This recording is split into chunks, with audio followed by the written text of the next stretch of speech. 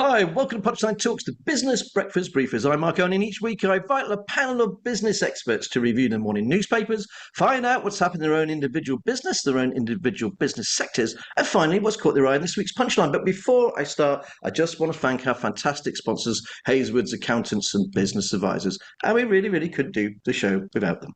Okay, let's meet the panel. We got Michael Carter, he's the chairman of G Carter Co. The company deliver a comprehensive range of building and construction services throughout the Midlands, South and Southwest, operate in a variety of sections. The values range from a few £100 to 25 million. The company's got a turnover of approximately 85 million, employ around 200 staff. They're based in Gloucester. Carter's is still a wholly family-owned business with fourth generation now leading the company. Mike stepped up, shall we say, to chairman over a year ago. So we'll find out all about the construction industry, what's going on there. And also, Mike is a keynote chair, and they've just launched the Gloucester Community Awards. So I'm sure we'll find all about that as well. We've got Alex Bomberg. He's the owner and founder of Intelligent Protection International Limited. They provide close protection bodyguards and executive protection services to meet their clients' requirements. He works with the rich, the famous, and the powerful, but also those business people who need that extra protection. It's a volatile world, and we'll find out all about his business. So great to see you again, Alex. We've got Ollie Christie, he's the MD of Ollie Christie Business Coach.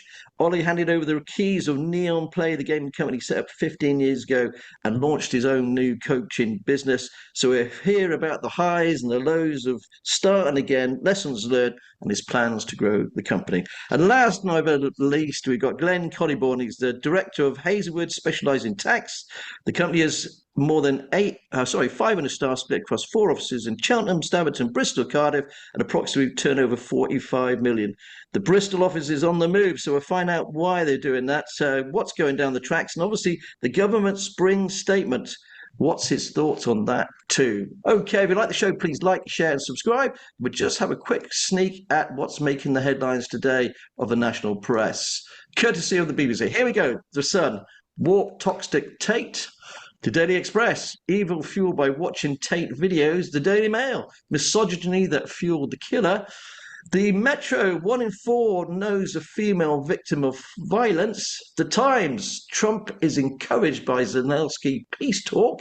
The Guardian, a watershed moment. EU leaders agree huge defence spending rise. The Financial Times, Canada and Mexico win tariff reprieve and Trump's latest climb down on trade.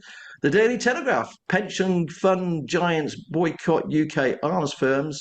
The Eye, Gen Z jobless face benefits cuts if they aren't looking for work, Reeves warns. The Mirror, betrayed again. And the Daily Star, footy crisis of five-a-side pitches are ripped up to make way for paddle courts. As somebody who likes paddle, I must admit, I'm just glad to see, and it sounds terrible, but Trump is not on every single front cover, which makes a bit of a change. Okay, let's go to you, Alex. Welcome to the show. What have you picked out from the papers, please? Good morning, Mark. So it's in every newspaper, obviously, every major broadsheet. So I've gone on the Trump tariff saga for Canada and Mexico, and it's hotting up. I mean, he's apparently backed down, or is backing down, or pausing, or doing something with it. So that's like a very fast-moving news story, which I'm sure he loves, because he doesn't care about whether people love him or hate him as long as he's in the headlines, right? So that's quite interesting. But I think, although it's an international news story, it's going to affect every business. If this comes into place, it will affect every business around the world, I think, because we've all, many of our companies have got long, protracted supply chains. So people may not, unless you really know your business really well and you're in manufacturing or building or whatever, the supply chains these days are so drawn out and protracted. It's going to affect so many people, and it's quite frightening, really. It's really frightening. And it's quite interesting how he's rowed back already, hasn't he, from Canada and especially Mexico in particular with the car manufacturing, because it crosses over. These parts cross over 8 or 9 times. I never knew it was so integrated like that, actually. And of course, what's also hurt is that stocks have gone down, shares have gone down. and that's going to affect all our pensions at the end of the day, isn't it? So the ramifications are huge. Is. Um, I mean, the so Alex, interconnectivity now is huge with global businesses. Well, even with local businesses, where their suppliers are from and stuff like that, interconnectivity within a lot of sectors now is absolutely massive. So the impact internationally, like you say, pensions will get impacted. Everything gets impacted. This doesn't take long. We all learned from COVID, but we all learned as well from Ukraine. It doesn't take long for things to start filtering down. Only a couple of months for sure. now you've just flown back from Dublin, I know, on business. So what are they saying over there? Because they've had a lot of American businesses over there, don't they? Yeah, they're really scared actually. So I was in Dublin for a security conference for a few days, my second trip within a month to Dublin, and they're really scared. They're really frightened that Trump may put a tariff on something or do something that will make these companies pull out. I mean, they're all in Ireland, obviously, for the tax breaks originally, but Dublin's such a huge hub now for the tech companies and for pharma companies as well. So we don't know, they're really scared that things could change overnight. And certainly I know that there's already been cuts in some of these large companies. These large tech companies have already cut the staff or tried to reduce the amount of staff that are in Europe or in the Middle East that are running things internationally. So they're pulling a lot of the jobs, major jobs back to the States already. I know two huge companies where they've done that.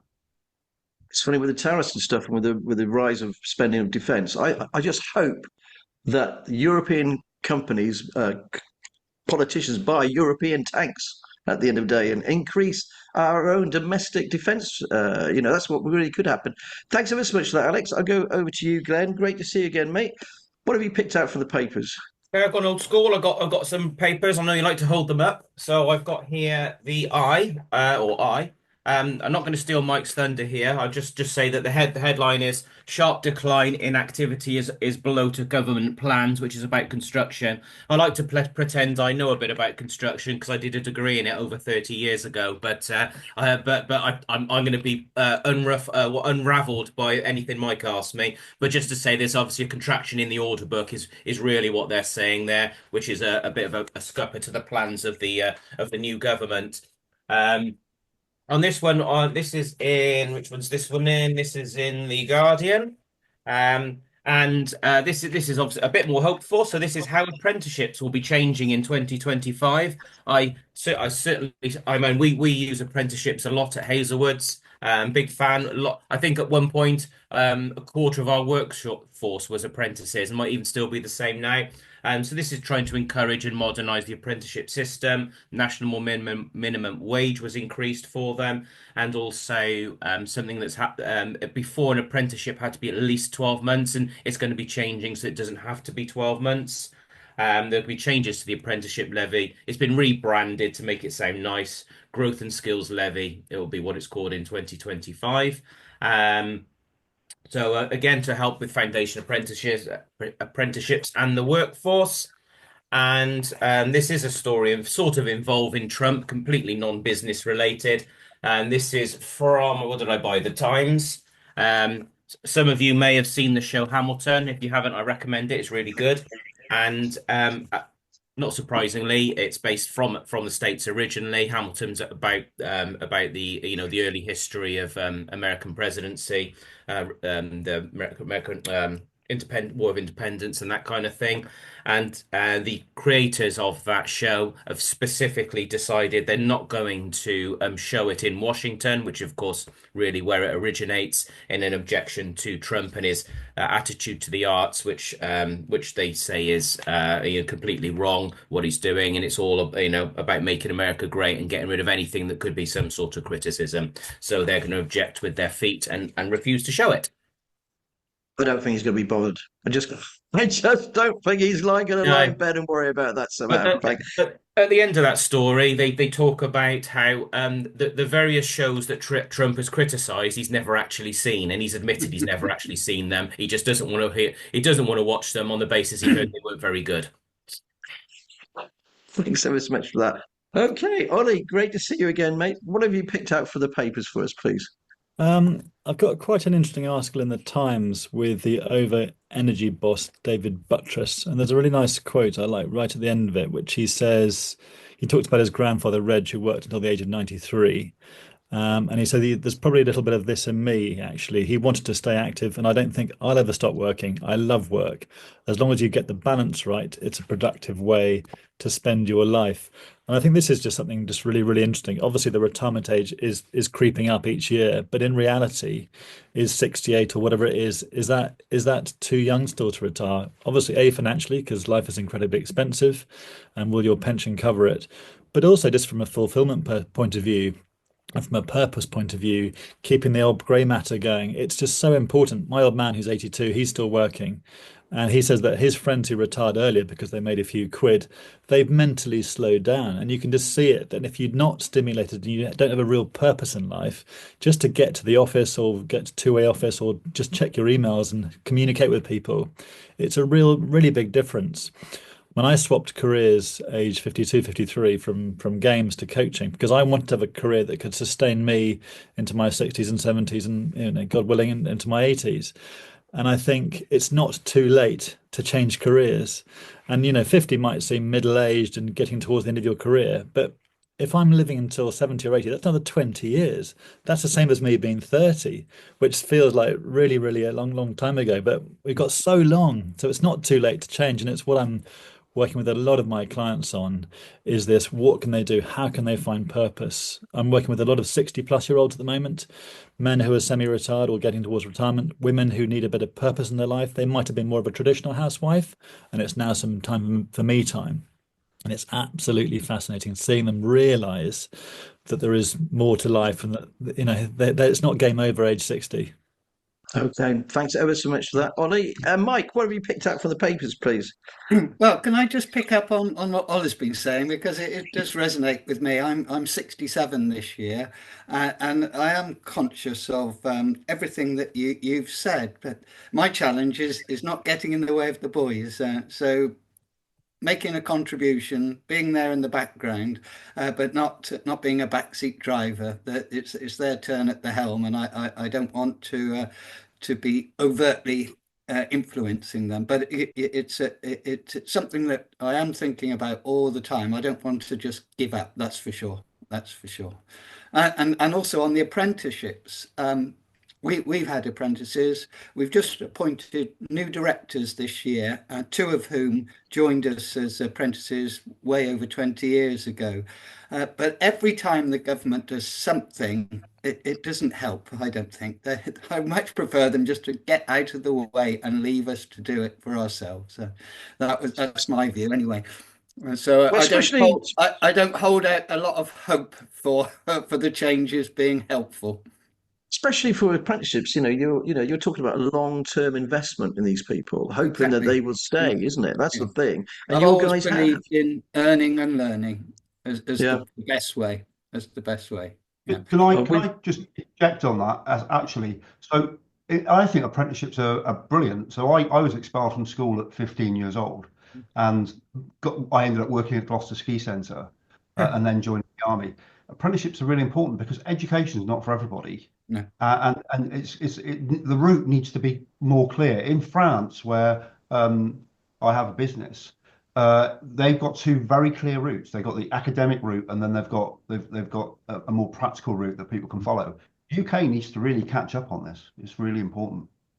Without a shadow of a doubt. Okay, Mike, what have you picked out from the papers, Sorry. please? So from the papers, I picked up this article in the Times. Sorry, the Telegraph about pension funds and the potential for pension funds to boycott UK arms firms based on ESG, which is rigid environmental, social, and governance grounds.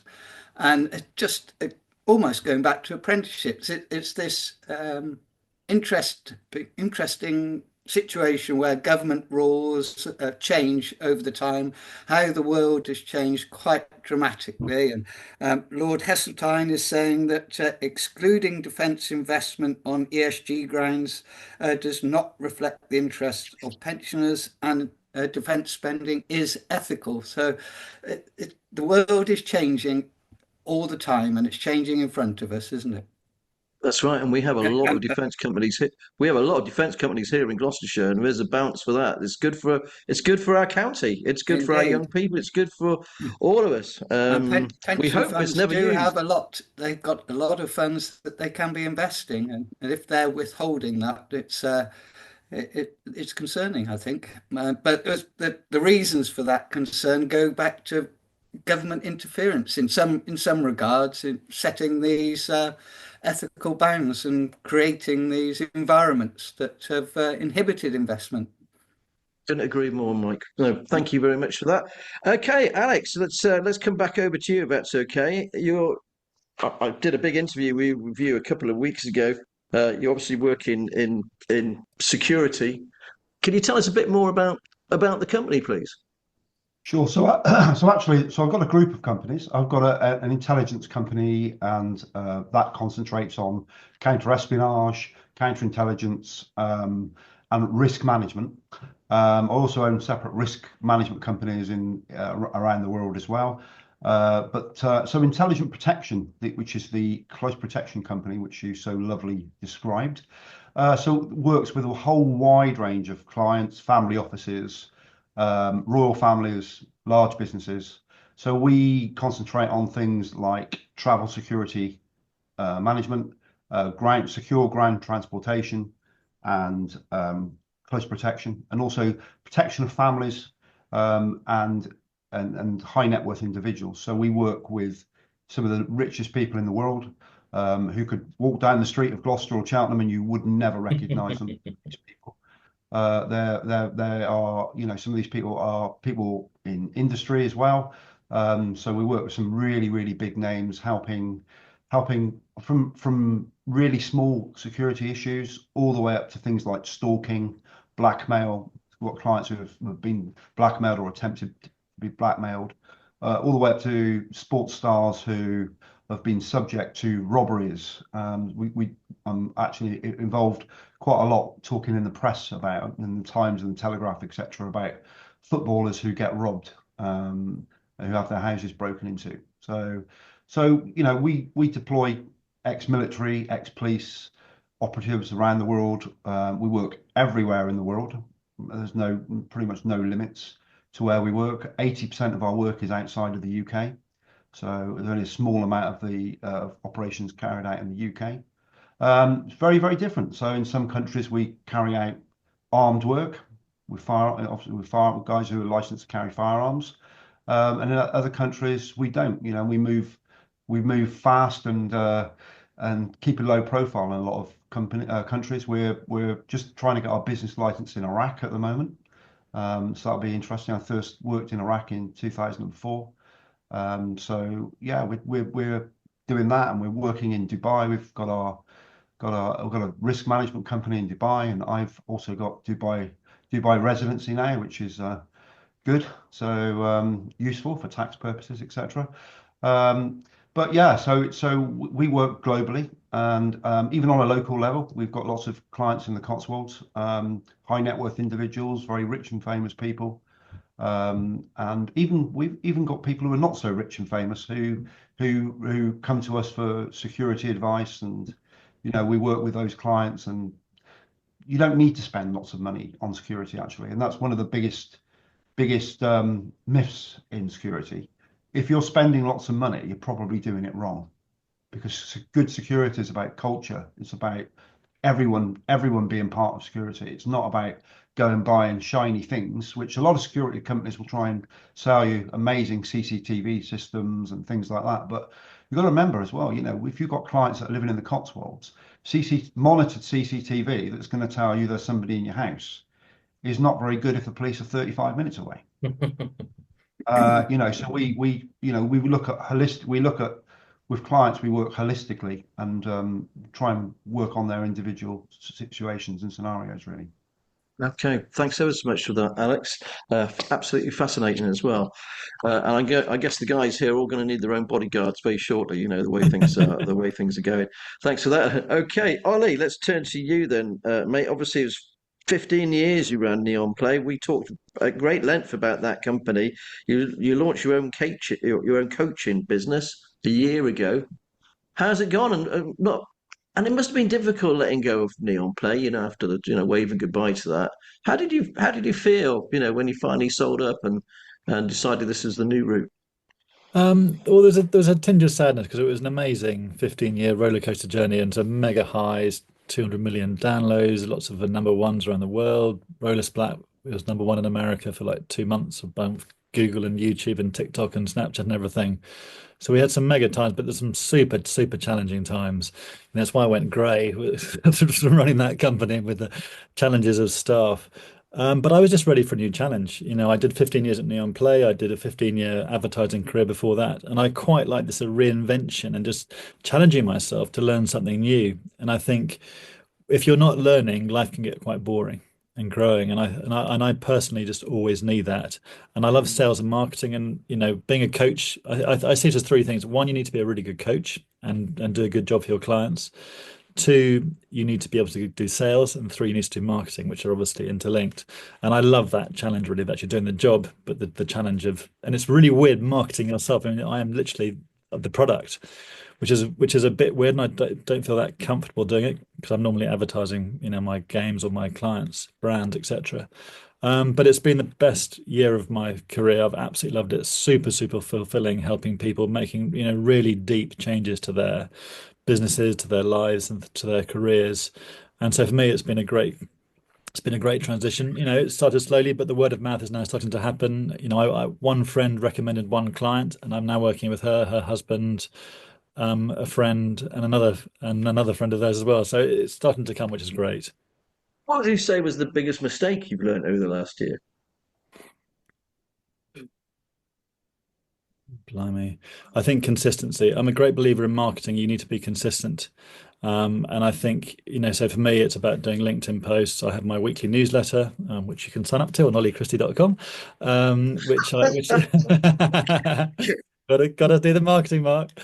But no, but I do send a newsletter every week, which has got a different subject about life or business coaching, and I think that's really, really interesting, and that has brought a lot of clients. So I've done that for like 60 weeks in a row now. But sometimes I've missed my Instagram post and my LinkedIn post, and I think if you just are consistent, it's that drip, drip feed, and you never quite know when someone is just ready for that moment where something might happen in their life or their career, and they think, yes, actually, I just do need to pause and sit down and reflect on where I am and what I want to go to. And that is business marketing and sales and coaching and consultancy and mentoring. But it's career change. It's 21-year-olds who don't know what they want to do. It's 80-year-olds who are making a lot of money, who are not quite sure what to do, even when they're 80. It's incredible the variety of clients I've worked with, and I absolutely love it. Yeah, no, without shadow of a doubt. I always love your enthusiasm. That's the thing about this show, actually. Everybody who comes on here, they're so enthusiastic about what they do, which makes life bearable, doesn't it? Let's be honest about it. Thanks ever so much for that, Ollie. Michael, I'm going to bring you in now. Thank you. Mike, what's the construction industry like at the moment? The government wants to build 1.5 million homes in 5 years. They're never going to do that, are they? It's going to be a massive challenge. We're very busy, and I don't quite reflect the comments that Glenn picked up about workload. We're busier than we've ever been, and we've averaged sort of 85 million over the last few years. This year we'll break the 100 million, which is a bit scary for us.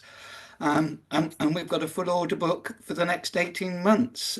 We're fortunate. We're well established. We're family owned. We've got values around paying people on time. We're non-contractual, non-adversarial in terms of disputes and contracts, etc., etc. And we pride ourselves on getting things right. We're in frameworks. We do half of our workload, approaching half, is for housing associations, and we're doing a lot for them currently. We're working in Exeter, we're working up near, pardon me, Thorpe Park in Surrey, for housing associations on framework arrangements. So we're quietly confident that this government will build, but it will be a challenge to get there for all the reasons around skills, not just in our industry, but skills within planning departments, approvals, architects. The whole supply chain is challenged by skills at the moment. Did you find it hard, Mike, stepping down, letting the family get on with it? You mentioned it very briefly earlier. Um, that Well, final, you're the fourth generation. The yes. fifth generation have come on board now. It must give you great pride as well.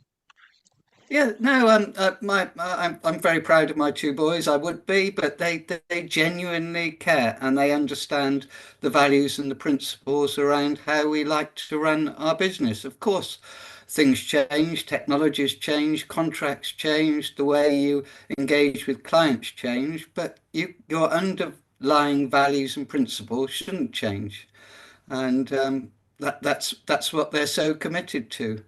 And I did have a non-family director earmarked because I wanted to protect them a little bit. And he refused the gig. He said, I'm not the future, your boys are the future. And it was him that really encouraged me to believe in them and to give them the opportunity. Wow. Now you're involved very heavily with the Rotary. Is it I am. Gloucester Keys Rotary? Is it? Yes, Now I know that you've launched because you sent me a press release and we've already done the story on it, but we thank you. will do it again. And that's you've launched this community award. Can you just briefly tell us what that is, please? Yes, it's all the four Gloucester Cubs have come together. There's a pot of money, and it's for very modest Gloucester-based charities. Just the maximum grant is £500, so it's not a huge amount of money, but the form is an easy form. We don't need to see accounts, etc., etc. And it may be something just simple like replacing a door or something that's going to make a difference to very modest Gloucester-based charities and community-based organisations where £500 will make a huge difference to them. And they can get the application form from me or from our websites, and it's very simple. And then there's a selection panel, and the awards are made. And there's a Okay, thanks ever so much. ceremony in the summer to present them. Okay, thanks ever so much, Mark. I just want to say the four Rotary clubs involved is the Rotary Club of Gloucester, Gloucester Keys, and the Rotary King's Home, and Gloucester Seven as well. There's the four. Okay, let's go over to you, Glenn. Thanks for that, Mike. Glenn, great to see you again as Thank you. always. Right, so I know that Hazelwood's are expanding again in Bristol. Yeah, You that's must be right. So doing. They must be yeah, doing very well.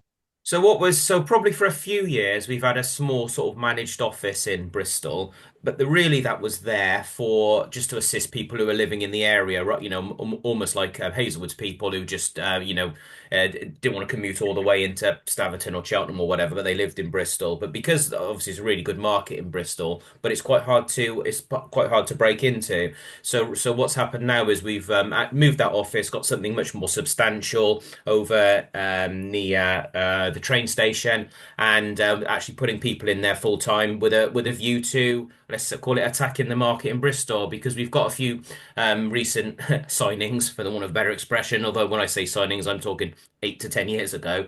People who know the market well and in a position to peddle our wares within Bristol. It's interesting even though they've got this modern electronic world, there is still very much to be said for having an actual physical presence in a location if you want to actually make some business there. While on a, of course we get inquiries from people all around the country, sometimes in different parts of the world. I should just say for Alex, my tax specialism is globally mobile individuals, just pointing that out. But while we certainly do get inquiries like that, very much so, like a city like Bristol, like again, like if you're trying to go into Birmingham or something like that, you really do need to have some presence there. So that's where we're aiming, trying to get into the corporate market, audit, and all those services. Okay, Glenn, thanks for that. And the spring or statement is coming down the tracks very shortly. Any views on that? You see, the it A few years ago, the idea of the budgets, they tried to change the concept so that your autumn budget, your autumn statement, is where you made all the big announcements, and which is what happened this last time in the spring budget, because of course that is really just before the start of the new tax year. Really, that's more of a bedding in and explaining what those changes are likely to make to the economy and all the economics and the projections and the financials is really what I was anticipating. So one would hope that we aren't going to see any increases in taxation as a result of that because we had a bunch of them already. Just looping back onto the previous budget, and I talked at length about it before. A consultation's now been issued. I'm not going to go run through the details, but you'll recall that we talked a lot about the problems with agricultural property, the relief, and the way that farmers were affected. It wasn't just them; a whole rash of people were affected, and so there's now a consultation out on that, and so it's the opportunity now for advisors, interested parties, NFU, whatever, to respond on all of that. So that's something that's available. You don't have to be a business. If you're a farmer and you're upset, respond on it. And there's a whole series of questions that you can run through and answer. You don't have to answer them all and give your views and how it might affect you or the people you represent. Okay, thanks ever so much for that, Glenn. Unfortunately, we're kind of running out of time, guys. So we've very, very quickly, we're going to pick up the punchlines. I'm going to start back with you again, Alex. What have you picked out from this week's punch, please? So I've picked out the story in relation to the £40,000 robbery in Cheltenham of some gold and some jewellery. These sort of stories interest me because I'm what they call a pracademic. So I study a lot of security stuff, but I'm also a practical person in relation to security. So more of a practitioner. So when I look at stories like this, I do wonder. Most robberies like this don't just happen. Obviously there's very often an insider threat element. So whether it's a cleaner or somebody who's worked in the property who's noticed the jewelry around or noticed that this house is worth robbing, and these sorts of things they're avoidable. With robberies like this, same with any major robbery, the knowledge of the asset is the first security breach. Criminals don't mess around. There's a lot of psychology involved in criminology, things like rational choice theory, where a criminal makes a decision whether to do something or not. Are they going to get caught? And if they get caught, are they going to get punished? So these sorts of stories really do interest me, because it's avoidable. £40,000, they probably could have spent a couple of £1,000 on a decent security system and some signage, and that probably would never have happened. Okay, yeah, no, very interesting, Alex. Thanks for picking out that one. Ollie, what have you picked out from this week's punchline, please? Well, I love Macca's. I love McDonald's. My order hasn't changed in about 30 years. A quarter pounder with cheese meal with no gherkins, medium fries, and a strawberry milkshake, if the milkshake machine is working. So I love the story of Gloucestershire McDonald's workers clock up 185 years. And there's this lovely story of 5 different people who've been working for 30 years or so, even 40 years, for Julia Dix. And in this age of people moving companies, especially to the younger generations every 2 years to get another 5K pay rise, whatever it might be, it's rather nice to see a company like McDonald's, who you don't necessarily traditionally see as somebody who keeps staff for long periods of time, because it's the workers who are doing sort of early years work. But I thought it was quite a nice story, actually. And just this idea of how long is it good to stay in a company for your career? Is it good to keep moving, to experience different cultures, to learn more, and to pass on your knowledge through to different companies? So it's just quite a nice story. No, and I'd just like to add that McDonald's obviously is part of the 7 franchises, which is family run, actually, from Incinto, and Amanda Toner, who runs the company, and her husband Paul. They come on the show quite regularly as well. So I have the same as you about the milkshake, because it's never bloody working. Thanks, Ollie. Mike, what have you picked out, please, from this week's punchline? I picked out the story of W.H. Smith and withdrawing from the high street. Yes. Several things intrigued me. They're way over 200 years old. Our business is 80 years old, but it's just a reminder that you have to remain contemporary, aware of the current world, and make sure you move with the times. The impact their departure will have on the high street should be a concern for us all, just thinking of them leaving Gloucester in particular. And that whole the whole business of a company staying relevant, and whether they have or not is the big question, I guess. I think the other thing is, Mike, is they make most of their money at airports and train stations Well, now. they do. You know, Yes. Yeah. and Yeah, I at the end of understand. the Yeah. day, Yeah. they Yeah. pivoted to do that, and that's where it's Yeah. profitable. So why Yeah. stay on a high street that unfortunately is dying, and we've not invested in it? Thanks Yeah. ever so much. I totally agree. By the way, I still love Marks and Spencers. I still like getting my papers there, but maybe I'm old school. Anyway, Glenn, what have we picked out from this week's punchline, please?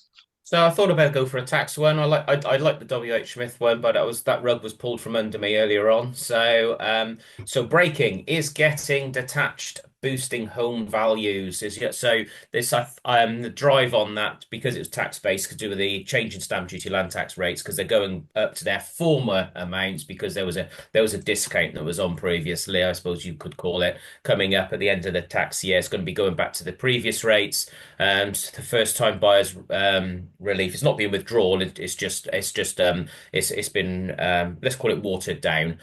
So people who are looking to buy are going to be in a more of a rush to do that, because you're looking at tax rates at the moment of zero, between 0 and 5%, whereas could be up to 5-10%, depending on how much you're looking to spend and the value of that property.